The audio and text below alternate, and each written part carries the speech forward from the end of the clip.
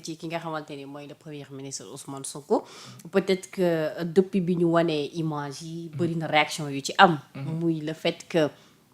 mu recevoir Union des magistrats du Sénégal donc réaffirmer engagement am envers ñoom mais peut-être li ci surprenant mooy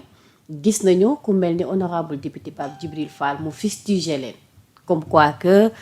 moom premier ministre kàddu yi muy yëkkati jëmale ko ci magistrature bi pourquoi tey ñu dem mu leen di recevoir donc peut-être ku nekk am nga perception par rapport ak justice bi ni mu doon doxee ak moom aussi la personne concernée. c'est-à-dire Djibi il est de mauvaise foi Djibril moom wax dëgg yàlla c'est-à-dire il dafa bëgg exister rek moo tax il faut mu bokk ci coow li bu gisee Ousmane def dara rek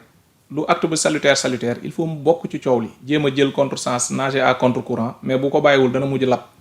waaw parce que courant bi dafa bëri doole courant Ousmane Sonko moom mënu ko tenir. beneen bi mooy le président de l'UMS Cheikh Ba dem na seeti ki nga xam ne moom mooy le président le premier ministre Ousmane Sonko il convient de le signaler. C'est pas le président de PASTEF la demoon seeti d'ailleurs boo gisee.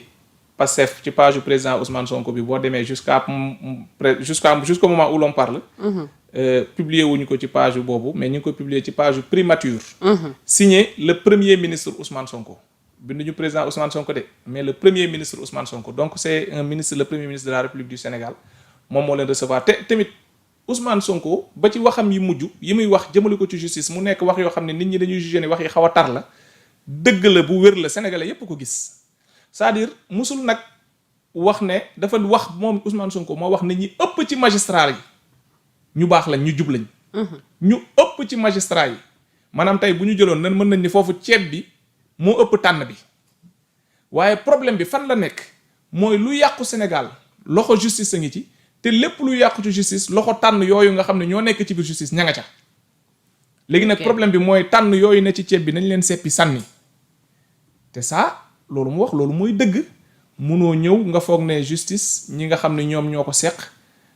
te ñu ci bëri si ñoom ñu confier leen ay dossiers yoo xam ne si c'est des dossiers éminemment purement politiques. ñu jëf ci ay jëf yoo xam ne si amul jusqu'à preuve ba fi ñu toll nii amul kenn ku mën a ñëw layal ko dossier Ousmane Sonko bi nga xam ne si dañ ko condamné woon ak Mame Mbaye Niang nga xam ni délai d'appel am jeexagul ñu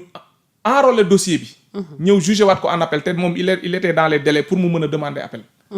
c'est-à-dire loolu amul fenn déglu nañu juriste yépp déglu nañu ñi nga xam ne ñoom ñooy ay voilà xarañ ci wàllu woowu waaye amul kenn ku mën a layal loolu te pourtant ñu ko def ñu ngi fii ci dëkk bi c'est-à-dire. mais est-ce que dañu muy fustiger tout le temps justice bi peut-être moo tax ñii dañu am réaction bu surprenante. non c'est-à-dire parce que yàgg na di génn di joxoñ baaraam justice bi ni muy doxee. c'est-à-dire gis nga le président Ousmane Sonko il faut que nit yi comprendre benn affaire mooy que ne moom du layam yi il ne cache pas li nga xam ne si moom la gëm li mu gëm daf koy wax il est franc c'est-à-dire bu toogee fii Sénégal mu di wax am loo xam ne si mooy la question du franc CFA mu ne muy woo président yi nga xam ne ñoo nekk dans la CEDEAO wala dans les pays de la CEDEAO wala sax ci biir UEMOA ne nañu régler la question de la monnaie balaa peuple bi wala boog population yi di ko jëlal seen bopp di ko régler seen bopp te bi mu koy wax il y avait 2 présidents yu teew mu ne les présidents dañoo war a régler cette question là. li nga xam ne si dafa jëm ci moom dans son gouvernement dajale na fan yi ñoo xam ne si ci moom la ñu bokk mu te ku nekk kuy waxal yàlla xam ne il y a ce qu'on appelle la solidarité gouvernementale mais solidarité boobu mi ngi tàmbalee ci ñuy waxante dëgg ñu dem fële. ca Saalum toog bi mu gisee wax na ministre yi wax leen li nga xam ne si moom mooy dëgg ci kanamu Sénégal yépp ñëpp gis ko wax na ba ne tel ministre wax na fi joxe fi ay chiffres yoo xam ne si dama ko woo téléphone ni ko tegal chiffres yi ci erreur dañ laa nax xam na ni ministre bi il était animé de bonne foi mais dañ laa nax la ko wax c'est-à-dire bu fekkente ni ci dëgg bi ci moom la jëm da koy wax xattaa ba ci ses militants bi ñu taxawee fii am ay militants Pastef yoo xam ne dañ doon wax naan président nous exigeons diw nga dàq ko dafa génn taxaw ne leen may leen ñu oxygène mais comment est-ce que ngay wax ak un président de la République boobu nit yi ñu ngi doon attaqué Diomaye naan kaan on n'exige pas un président de la République dëgg la bu dara xewee mën ngeen ñu ko signaler après ngeen toog ngeen seetaat ñu Ousmane il est comme ça c'est-à-dire qui que vous soyez bu fekkente ni gis na loo xam ne si lii dëgg la lu ñu war a wax la c'est-à-dire daf koy wax c'est pas daf koy wax parce que il est malpoli wala daf koy wax parce que il est belliqueux mais daf koy wax parce que tout simplement nitu dëgg la te gis nga dëgg bu tasee kër dëkk lay samp c'est-à-dire il faut que ñu am cette culture là di bëgg di wax dëgg Sénégal dañuy tàmm di wax benn kàddu naan dëgg kaani la kooku tuuf mu taxuñu dëgg si tappalekat rek lay nekk kaani mais bu fekkente ni nitu dëgg nga dëgg mënul nekk kaani si yow c'est-à-dire Ousmane Sonko nitu dëgg la moo tax loolu mu doon wax c'est-à-dire li mu wax lu ñu constaté la ñun ñëpp justice bi am na ay problème li waral sénégalais yi génn ba ñaata nit dee ci plus de 80 personnes dee ñu tëj 2000 et poussière de personnes mais ñan ñoo leen tëj ñan ñoo fi jàppoon président Ousmane Sonko jàppoo tëj ko ci kaso bi tëjoon fi ki nga xam ne mooy Bassirou Diomaye tëjoon fi keneen ak keneen te pourtant dañuy ne la justice est rendue au nom du peuple te ce peuple là bi ñu jugee ba ñu leen génnewee peuple bi jël na leen jox leen dëgg parce que ba président demandé nañu fal Diomaye peuple bi fal nañu le président Bassirou Diomaye Diakhar Faye kon bu fekkente ni dañuy waxal dëgg rek mooy peuple bi moom atte na ba pare kon justice bi moom kan lay atteel moom kon ñi ngànk justice kan la ñuy atteel nañu keneen bi ñu jëlee ñii tëj leen ci kaso atteel nañu keneen waaye du woon le peuple sénégalais moom lañ doon atteel te cette justice là doit être rendue au nom du peuple loolu mooy dëgg c'est-à-dire il faut que ñu bàyyi dafa am nag problème bu am mooy problème mu pouvoir yi ci réew mi exécutif dañ koy fal dañ koy élire le président de la république ak ba ci suuf moom mu jël nommé ses premier ministre ainsi de suite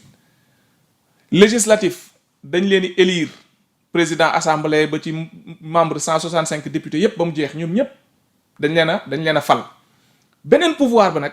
muy pouvoir judiciaire ñoom kenn falu leen école bee lañ génnee ENA ñu ñëw taxaw nekk fi c'est-à-dire bu ñu nee moo tax lu def on doit repenser la justice c'est-à-dire il faut qu'il y ait une révision déchirante dans cette administration et même ci biir li nga xam ne si mooy la justice parce que dafa bëri loo xam ne si dañ ko tënk ci li nga xam ne mooy assise de la justice yi ñu doon def te ba léegi mettre guñ ko en œuvre. mais Yarga man benn problème laa am mooy que tey yéen da ngeen laaj assemblée. ñu jox leen majorité écrasante. Donc il y a des problématiques yoo xamante ne chaque jour yéen a ngi koy évoquer alors que yéen am ngeen carte blanche ngeen am. pour changer les données. mais tey yéen a ngi dugg presque ci seen 2e année. ba tey question yu bëri mënoo leen ko régler. c'est-à-dire dafa am loo xam ne du cëru assemblée dafa am loo xam ne ay nomination la rek c'est-à-dire y a des personnes qu'on met à des postes stratégiques yoo xam ne si c'est des nominations quoi ay décret la. président de la république moo leen fa teg c'est lui moom Bassirou Diomaye Diakhar Faye il est la seule personne habilitée à changer cela du Ousmane Sonko du keneen ak keneen assemblée nationale jër nañ seen courage à 2 mains taxaw daal di ne léegi magistrat bu def naka sudul noonu da ngay ñëw assemblée nationale ñu ñëw taxaw ñoom ñu bañ arc-bouté wu ñoom ñu liggéeyu parce que ñoom ñoo yore ñoom bu ñëwee ci ñoom ñooy valider ñu dem conseil constitutionnel ñu ne non au nom de la séparation des pouvoirs waru leen déglu ñii xam nga le magistrat pourtant ñoom dañuy déglu député dañuy lever immunité député ñu déglu ko te député bi dañ ko fal dañuy déglu ministre dañ koy yóbbu haute cour de justice ñoom mu ñëw magistrat yi àtte ko. et même juridiction boobu. président de la république la ñuy ne haute cour de justice. même juridiction boobu sax c'est à revoir. parce que juridiction boo xam ne yow bu verdict bi xasee ba wàcc. suñ la condamné mënoo def recours bu dee yaa gagné tamit kenn mënul defaat appel. c'est-à-dire boobu loolu sa président de la république mais mooy un ministre de la république il peut être jugé dans l'exercice de ses fonctions bokkul ak en cas de haute trahison sax moom mën nañ la juger mais ce qui est sûr mooy ñoom magistrat yi ñoom jàpp nañ ñoom kenn waru leen a juger magistrat daal moom du juum moo tax kaso dama faa dajeeg ñépp ba mu des magistrat amul corps ci corps yi nekk ci Sénégal boo fekkul ci kaso amul fekk naa fa gendarme fekk naa fa douanier fekk naa fa policier te ñoom ñoo jàppee ña nga fa yaa ngi fil fekk naa fa étudiant fekk naa fa koo xam ni maçon fekk naa fa ku ne fekk naa fi ñu nekk dans l'aviation ñu nekk ci dans l'aéronautique ñu dul jeex ay nappkat ñépp ñu ngi ci kaso yi ku ne képp koo xam ni def nga lu dul yoon rek dans l'exercice de tes fonctions boo defee naka su dul yoon da ngay wuy ju ndungu siin mais ñoom bu ñu defee lu dul yoon daal ñoom kenn waru leen àtte quoi c'est-à-dire loolu tamit c'est dafa mel ni dafa am benn zone la de non droit boo xam si ñoom daal ñoom ñoo ko yore seen benn bulle la ñoom seen biir la peut-être benn esprit corporatiste la dinañu del di protéger wante mutuellement I don't know mais c'est des choses yoo xam ne si daal lu ñu war a xoolaat la ñépp bonuñu comme ni ko Ousmane Sonko waxee te li mu gëm ni mu ko waxee noonu laa koy réitérer ñi ëpp ci ñoom mais Yarga ñii di fustiger actuellement magistrat yi peut-être ci pas magistrat yi ma rectifier foofu je veux dire tey rencontre bi amoon tey par exemple lu tax ñu koy fustiger mooy dañu nekk ci benn contexte tey ñu ngi waxu révision procès Mame Mbaye Niang Ousmane Sonko. d'ailleurs tey avocat Mame Mbaye Niang yi génnoon nañu def conférence de presse. donc ñu ngi jëm ci loolu yëpp facteurs yooyu yëpp tey bu ñu ko boolee est-ce que aussi ñoom dinañ am esprit tranquille que ni même bu ñu demee révision du procès affaire bi dina jaar yoon. c'est-à-dire magistrat bi c'est-à-dire moom loolu liggéeyam la moom moo xam nag moom bu fekkente ni kii wax na bu dee loolu mën na ko ébranler. le fait que ñu dem rencontrer le premier ministre. non UMS Union des magistrats du Sénégal c'est ki ñu rencontré c'est le premier ministre du Sénégal c'est très normal moo tax premier ministre la ñu rencontré parce que loolu kii bu Ousmane Sonko ma nga xam ne moom moo am problème ak Mame Mbaye Niang kii c'est le premier ministre de la République du Sénégal bëri na ci question yoo xam ne ñoom ñu war ko traiter mënuñu ko traiter Sénégal ku dul ak le premier ministre de la République du Sénégal kooku la ñu ñëw seet si te bokkul ak ka nga xam ne moom moo taxaw am problème ak Mame Mbaye Niang amul problème ak premier ministre Mame Mbaye Niang Ousmane Sonko la amal problème yaa ngi dégg mu jaar ci ay nit yoo xam ne si koo xam ne man dama ko xam c'est que je profite de l'occasion pour signaler ko xam naa ni dana tiit kan nga xam waa jooju nga xam ne mooy Amadou Niallo tudd xaw ma nekkoon inspection nekkoon ministère des finances bi ko le commissaire Sarr bu suma juumul dik demandé ni ko ndax rapport bi dafa exister moom mu ne rapport amul malheureusement pour lui mal lui en a pris parce que dem nañu ba yàlla def ne rapport bi feeñ na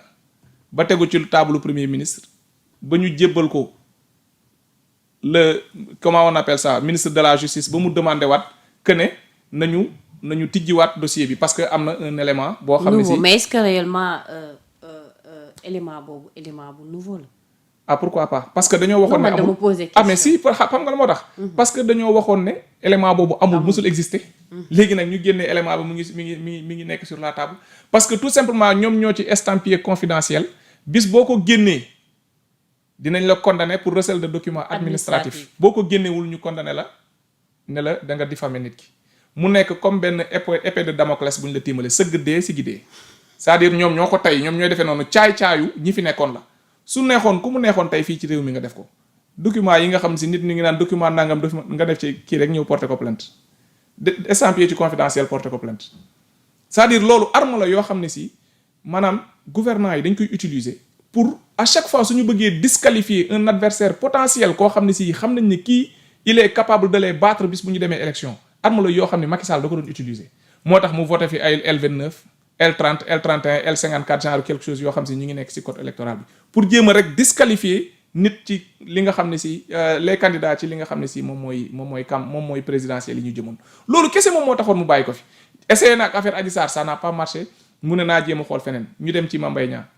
ñu condamné ko condamnation bi ñu ko condamné terewul Ousmane Sonko nekk candidat ñu ne déedéet doyaluñu te pourtant Mame Mbaye Niang njëkk na génn jour boobu bi ñu ko condamné Mame Mbaye njëkk na génn mu ne moom kontaan na ci justice nu muy doxee parce que lavé nañu son honneur maintenant il est satisfait quelque temps après ses conseillers peut-être lui auraient soufflé que ni mais on n'a pas atteint notre objectif parce que le gars il est toujours éligible parce que il na ba tey mi dina mën a voter parce que li ñu ko njëkk a condamné doyul si la Mame Mbaye Niang defaat appel procureur moom tamit defaat appel c'est-à-dire c'était ça l'objectif c'était de disqualifier Ousmane Sonko loolu moo nekkoon seen objectif nañu fexe ba du bokk ci élection yi c'est-à-dire c'était ça loolu si dafa flagrant te ay mënuñu ko woon def sans le concours de certains magistrats léegi nag loolu lu ñu bëgg a wax ñu ñëw toog def abstraction de cela daal di ne non magistrature ñëpp daal gongo quoi loolu ku ko wax waxuloo yàlla képp ku ko wax waxu dëgg li Ousmane Sonko wax mooy dëgg tànn bi nekk foofu maanaam même bu fekkente ni waruñu leen a teg ci yenn poste yi c'est pas du tout normal am na des gens beaucoup plus